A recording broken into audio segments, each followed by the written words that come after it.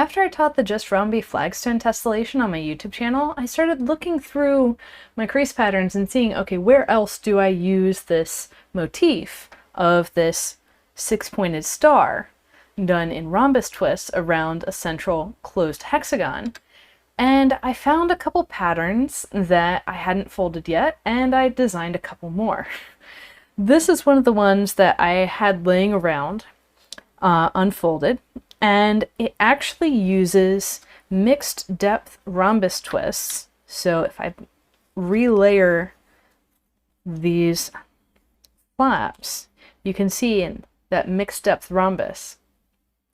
But it's so tightly spaced together that I had to pre-crease everything and then collapse all at once. And one of the reasons for that is, well, collapse going around in rings around the center. One of the reasons is this closed mixed depth hexagon twist, which is very self-intersecting if folded on its own.